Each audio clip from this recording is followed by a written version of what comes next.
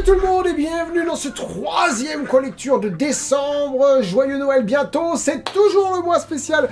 Vos suggestions, arrête de taper des mains. Et petit faux départ la semaine dernière avec deux œuvres qui m'avaient laissé relativement tiède. Vous-même, vous savez. J'ai le plaisir de vous annoncer que cette semaine, il y a un livre que j'ai bien aimé. Pas adoré, mais bien aimé quand même. Mais on va commencer par parler de l'autre. Avec beaucoup d'appréhension de ma part, je ne vous le cache pas. Le Sorcier de Terre-Mère, le premier tome du cycle de Terre-Mère naturellement, d'Ursula Le Guin dans une traduction de Philippe R. Hupp et Françoise Maillet, harmonisé, est-il dit dans le roman lui-même, dans le livre, par Patrick Dussoulier. Et le moins qu'on puisse dire, c'est qu'il traduit pas avec ses pieds.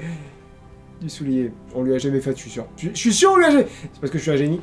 Je suis un génie de la blague. C'est pour ça. Vous avez sans doute l'impression que j'essaye de meubler. C'est peut-être un peu le cas. Alors oui, vous avez vu la taille du livre. Gros livre. C'est parce que je m'ai trompé. Je me suis procuré le livre qui regroupe les 3 premiers livres du cycle de Terre-Mère. Donc, Le Sorcier de Terre-Mère, Les Eaux du Ponant, la truite de Schubert, je sais plus, Les Tombeaux d'Atuan et l'Ultime Rivage, c'est ça. Merci, prompteur. Et le livre qui est arrivé 6ème du coup du tournoi pour le co-lecture spécial Vos suggestions, c'est Le Sorcier de Terre-Mère. Le premier tome. Je me suis engagé à lire le premier tome de la saga. Rien ne m'obligeait à lire les 2 autres.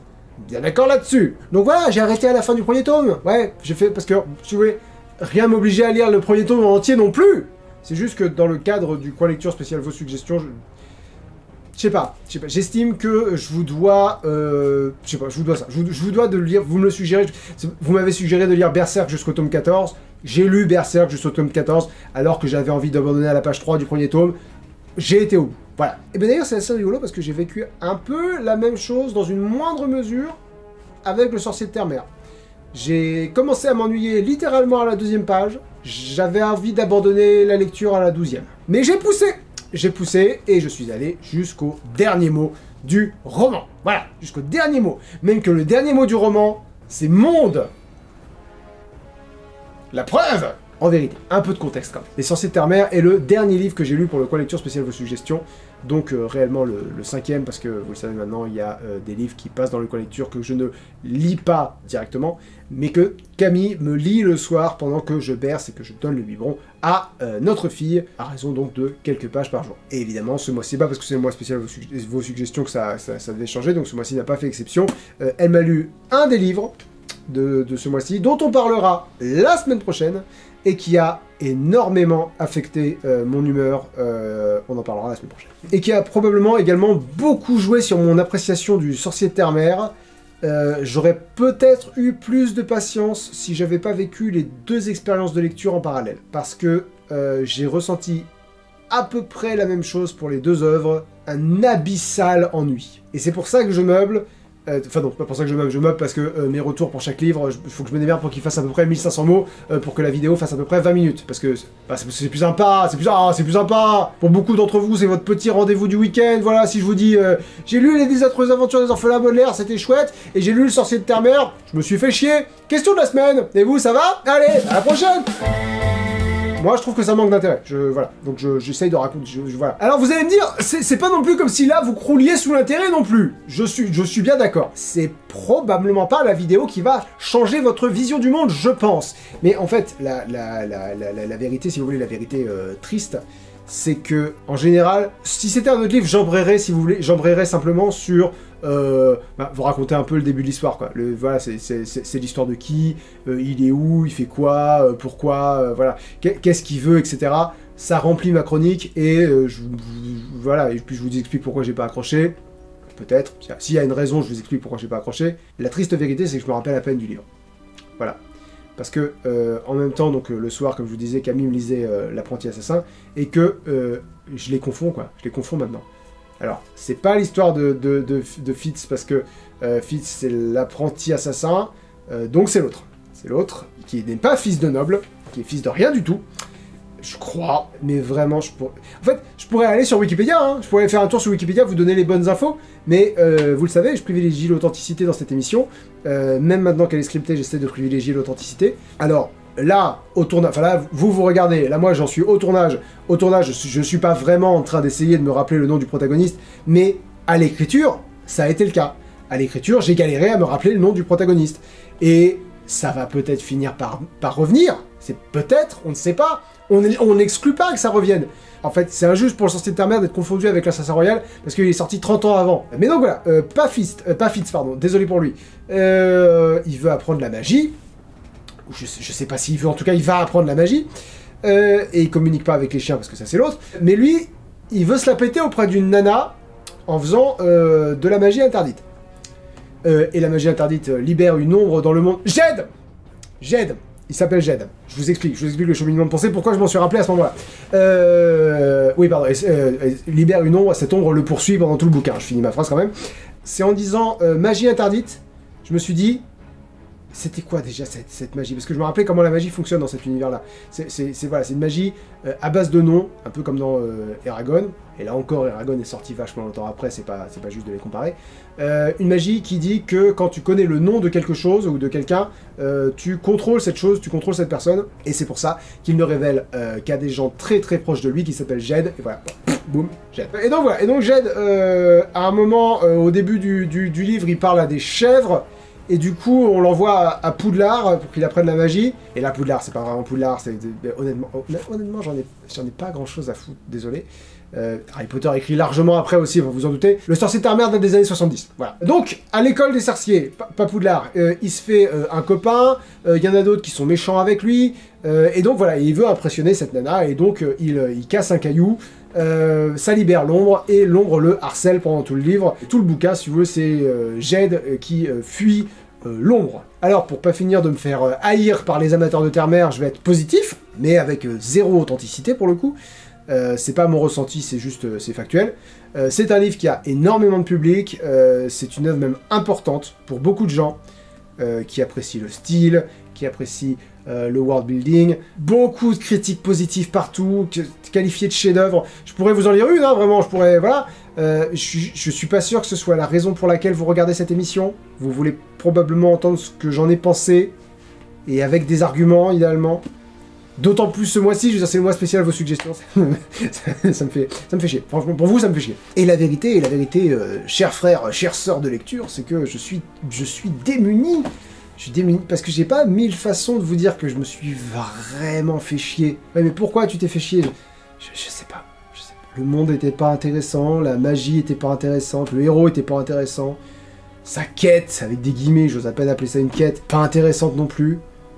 Alors j'étais pas intéressé, mais j'ai bien conscience que c'est pas constructif ce que je vous dis là, je sais bien, mais c'est la vérité, malheureusement. Moi, là, tel que vous me voyez, là, maintenant, je suis déjà content d'avoir réussi à écrire 1500 mots pour vous en parler, alors que je savais pertinemment, si vous voulez, que j'avais rien à en dire, pratiquement rien à en dire. Alors je pourrais vous parler de la conclusion du livre, mais je vais pas le faire parce que ça spoil. Et que bien sûr des gens vont vouloir le lire, bien sûr des gens. Je veux dire, il faut le lire, bien sûr, c'est de la fantasy, c'est très connu, beaucoup de gens adorent ce livre. Si vous aimez la fantasy médiévale, lisez-le, bien sûr, lisez. Qu'est-ce que vous voulez que je vous dise? Bien sûr, lisez-le. Et vous voyez ce que je disais la semaine dernière. Je suis sûr qu'il y a encore des gens qui vont me dire, bah oui, mais peut-être c'est juste que t'aimes pas la fantasy médiévale. Moi, je pense que t'aimes pas la fantasy médiévale. Voilà, mes deux sagas préférées sont des sagas de fantasy médiévale. Le Seigneur des Anneaux et les Enfants d'Aliel. Non, c'est juste que j'ai trouvé le sorcier de Terre-Mère aussi passionnant que de regarder de la peinture séchée, quoi. À un moment, il a un rat. Et il le met dans sa capuche. Pas vraiment un rat, c'est une créature magique qui ressemble à un rat. Voilà. Il le met dans sa capuche. Je pense que je lirai pas les suites. Voilà. Encore une fois, toujours la vérité, c'est que là, je tremble un peu des genoux, ça se voit pas parce que j'ai croisé les jambes, mais c'est pas mal d'avoir tenu une dizaine de minutes sur un sujet sur lequel t'as rien à dire, voilà, et pour lequel t'as zéro intérêt en plus. Tous mes profs de français de collège, arrête de taper des mains, tous mes profs de français de collège seraient très très fiers de moi, mais la vérité, chers frères, chères sœurs de lecture, c'est que je sais qu'il va falloir que je réitère l'exploit la semaine prochaine, parce que j'ai ressenti exactement la même chose pour l'Assassin Royal, en 10 fois pire. 20 fois pire. Et que l'Assassin Royal a remporté le tournoi pour le coin lecture spécial vos suggestions. C'est littéralement le livre que vous m'avez le plus suggéré. Alors je sais pas encore ce que je vais faire. Si vous croyez en quoi que ce soit, priez pour moi. Mais joie, bonheur, allégresse, glace à la mangue, j'ai bien aimé le deuxième livre dont on va parler aujourd'hui, le premier tome des désastreuses aventures des orphelins Baudelaire de Léonie Niquette, Tout commence mal, traduit par Rosemary Vassallo. Et je pensais que j'allais avoir la réponse à cette question en lisant le livre, mais non, on ne sait pas pourquoi il s'appelle Baudelaire. Dans le meilleur des mondes, le gars il s'appelle Marx, je sais pourquoi il s'appelle Marx. Là, j'imagine que c'est juste un clin d'œil, j'imagine. Alors, un gros clin d'œil, hein, parce qu'il y a un personnage qui s'appelle Poe, P-O-E, pas Poe de confiture. Comme vous le savez peut-être, sinon je vous l'apprends, Charles Baudelaire a traduit une partie de l'œuvre d'Edgar Allan Poe. Alors, si vous ne connaissez pas les désastreuses aventures des orphelins Baudelaire, c'est une série de 13 livres sortis entre 1999 et 2006, extrêmement populaire, et qui raconte l'histoire des 3 orphelins éponymes, c'est dans le titre, l'orphelin Baudelaire, c'est bien fait. Violette, l'aînée, très intelligente, douée pour créer des machines, elle est débrouillarde, elle parvient toujours à voir le bon côté des choses. On a Klaus, qui est le gros nerd de la famille, il adore lire tout et n'importe quoi, c'est un véritable puits de science. Et enfin, nous avons Prunille, qui a une passion dans la vie, c'est de mordre des trucs. Faut dire qu'elle a 1 an. Et si je peux me permettre de faire jouer un peu mon expertise, je confirme que, d'après une étude menée dans mon salon, je peux affirmer, donc n'est-ce pas, que 100% des petites filles de 1 an aiment mordre des trucs, en particulier les petits jouets en plastique, le bavoir, et à l'occasion les lunettes de maman et le nez de papa. Ces 3 braves enfants, de respectivement 14, 12 et donc 1 an, vivent la belle vie dans le manoir des manoirs Baudelaire, jusqu'à ce qu'un incendie décime la fameuse demeure et tue leurs parents. Et ce n'est que le début de leur mésaventure, puisque le testament de feu leur géniteur est clair, ils doivent rester dans la même ville et être élevés par un membre de leur famille. Malheureusement, leur famille la plus proche au sens génétique et au sens affectif habite loin, et leur seule famille vivant dans la même ville, c'est l'infâme comte Olaf. Alors lui, c'est une pourriture, un sacré antagoniste, très bien écrit, même si c'est le méchant d'un livre pour enfants, il a absolument aucun trait rédempteur le mec, c'est un monstre doublé d'un sac à merde. D'abord, il tolère les enfants, voilà, parce qu'il n'a pas le choix. Mais il les fait tous dormir dans un même lit, il leur fait faire toutes les corvées dans sa maison qui est austère et dégueulasse, il les engueule à tout bout de champ. Le livre commence, c'est une saloperie, sauf que en plus, quand il apprend que les orphelins vont hériter de la fortune de leurs parents, et que lui, du coup, trop éloigné dans l'arbre généalogique, ne touchera rien, il met au point un plan absolument répugnant, épouser Violette pour récupérer sa fortune. C'est un livre très court, qui se lit bien sûr très facilement, c'est destiné aux enfants bien sûr. Et d'entrée de jeu, il y a 2 choses qui m'ont marqué très fort et très vite. D'une part, le narrateur prend énormément de place, au bon sens du terme. Ce que je veux dire par là, c'est qu'il a beaucoup de personnalité, il se laisse pas oublier, quoi, si vous voulez, pendant la lecture. Le narrateur est un conteur, si vous voulez, il s'adresse directement à son public. Alors évidemment, c'est très chouette pour les enfants, parce que le livre et toute la saga pardon, est donc pensée pour les enfants, mais très franchement, c'est très rafraîchissant quand t'es un lecteur adulte aussi. Il y a une complicité, si vous voulez, qui se crée très vite avec le narrateur. Faut que j'arrête de dire si vous voulez, parce que que vous le voyez ou non, finalement, j'en ai rien à foutre. Alors bon, évidemment, du coup, le narrateur est très didactique. Dès qu'il y a un mot, qu'il y a un concept un peu compliqué, ou même parfois il y a un mot ou un concept qui est pas compliqué du tout, il va se mettre à te l'expliquer, voilà, comme si t'avais 4 ans. Mais ça participe aussi au charme du bouquin. Moi j'ai trouvé ça, voilà, c'est charmant, quoi, c'est charmant. C'est un livre qui te prend par la main et qui te lâche jamais. Mais du coup, il y a un côté très rassurant et très régressif, si vous voulez. Et arrête de dire si vous voulez maintenant. Et d'autre part, autre chose qui marque très rapidement en bien aussi, et qui est là aussi lié au fait que ce soit destiné à un très jeune public, c'est que les gamins sont caractérisés très rapidement, avec beaucoup d'efficacité, j'ai récupéré le bouquin, et ils sont adorables. Faites pas compliqué, ils sont caractérisés en mode Tortue Ninja. Voilà, ils ont un truc à eux, et c'est toute l'étendue de leur personnalité, ça, et le lien qui les relie entre eux. Voilà, et c'est amplement suffisant pour les rendre attachants et pour qu'on ait envie qu'ils s'en sortent. C'est amplement suffisant. Concernant Olaf, c'est un peu pareil. En termes de personnalité, il a 2 traits. D'une part, il est cruel, et d'autre part, il est machiavélique, c'est-à-dire qu'il fera tout pour arriver à ses fins. Mais en termes de thème et en termes de motifs, Olaf est également associé à l'œil, au motif de l'œil, il a des yeux dessinés, gravés, tatoués absolument partout, ce qui symbolise bien sûr sa surveillance constante des orphelins, sa paranoïa, son contrôle absolu sur sa maison. Et l'autre élément qui finit de caractériser Olaf, c'est le théâtre. Parce que le comte Olaf est un comédien avec sa troupe d'escrocs. Il y en a un dans la troupe qui a un crochet à la place de la main, si vous voulez. Voilà, on tape pas dans la grosse subtilité. Il y a écrit dès 11 ans. Les Royaumes du Nord, il y avait écrit dès 10 ans dessus. Celui-ci, il y a écrit dès 11 ans. Franchement, je découvrirais celui-là avant, moi. Parce que dans les Royaumes du Nord, il y a quand même un ours qui se fait arracher sa mâchoire inférieure avec un grand coup de patte dans la gueule. Donc, c'est chargé, quand même. Mais là où le livre manque en subtilité quand même, il le gagne au niveau du ton et de l'ambiance. Parce que, et ça c'est la grosse originalité des désastreuses aventures des orphelins Baudelaire, c'est que ce qui fait que le livre et la saga sont encore très appréciés aujourd'hui, qui sont cultes aujourd'hui, c'est que tout est super glauque. D'ailleurs, le livre s'ouvre sur un Inkimpit qui est méga connu, je vais vous le lire. Si vous aimez les histoires qui... Si vous aimez les histoires qui finissent bien, vous feriez beaucoup mieux de choisir un autre livre. D'ailleurs, pour tout vous dire, cet Inkimpit a fait que je n'ai jamais vraiment eu envie de découvrir la saga.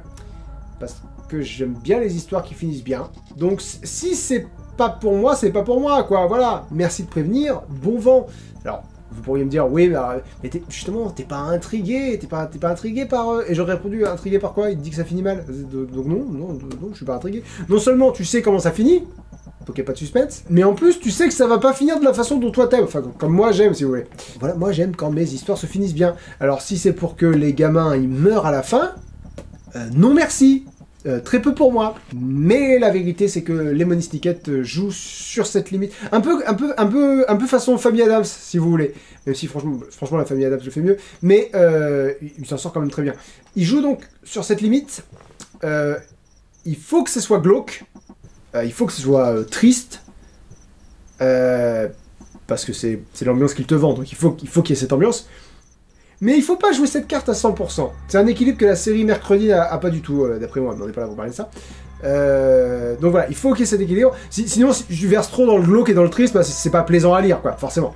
Et les 4 façons dont il s'en sort à ce niveau-là, c'est d'une part le narrateur, qui permet d'introduire de la distance avec le propos. D'autre part, nous avons les 3 orphelins, qui sont adorables, courageux, qui se laissent pas démonter. Enfin voilà, ils sont vraiment une force lumineuse, quoi, si vous voulez, dans leur vie pas évidente. Troisièmement, il y a aussi les adultes qui veulent leur bien à ces pauvres gamins. Voilà, il y a toujours une lumière au bout du tunnel parce qu'il y a toujours ces adultes-là, et ça aide vraiment, vraiment beaucoup.